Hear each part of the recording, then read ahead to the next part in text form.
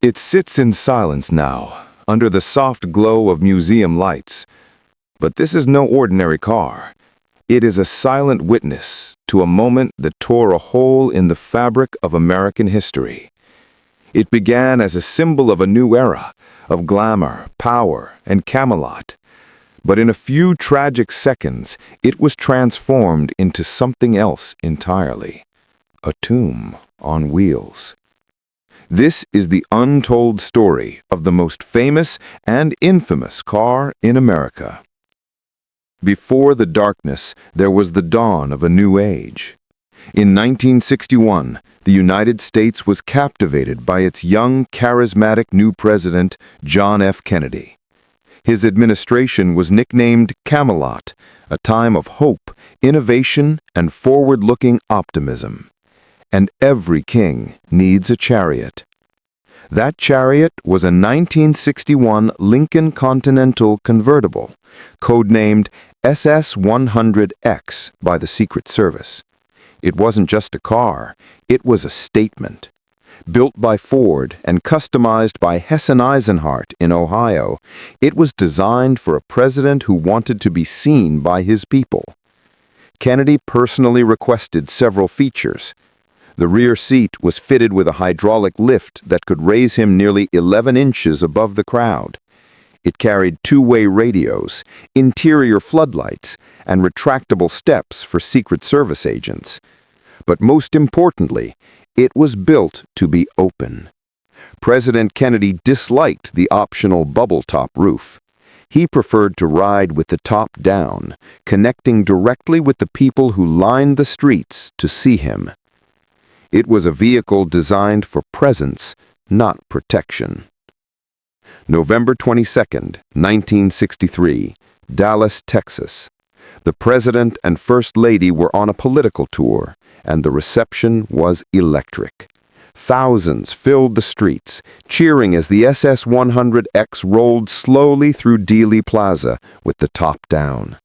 The same open design that had made the car so iconic was now its greatest vulnerability.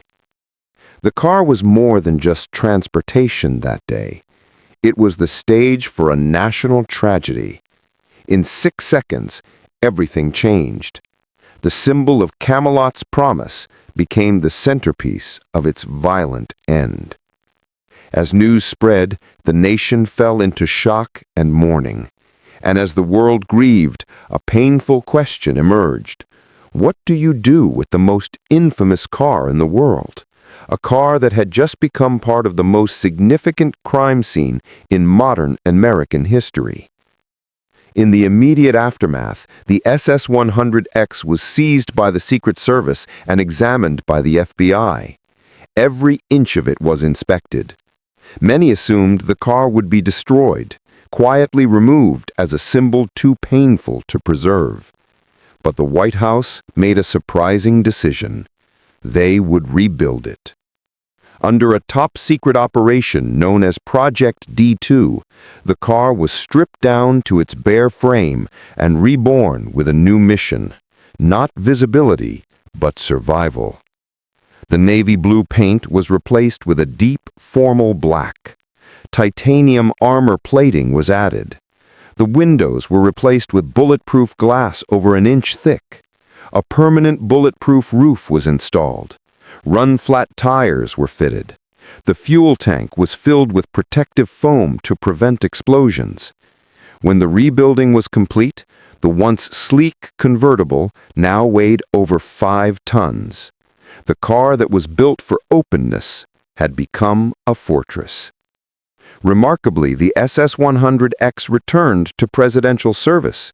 For the next 13 years, it carried 4 more presidents: Lyndon B. Johnson, Richard Nixon, Gerald Ford, and Jimmy Carter. Imagine being in Lyndon B. Johnson, sitting in the very same car where his predecessor had been assassinated. To many in the White House, it felt like riding with a ghost. Staffers and Secret Service agents quietly gave the car a nickname, the Moving Tomb. Its presence marked a turning point in American security. Never again would a president ride openly among the crowds. Never again would visibility outweigh protection. Every presidential limousine that followed was shaped by the lessons forged in the tragedy of the SS-100-X. In 1977, the car was finally retired and sent to the Henry Ford Museum in Dearborn, Michigan. There it remains, not as a technological marvel, but as a powerful reminder of a single moment that changed American history. Visitors still gather around it in silence.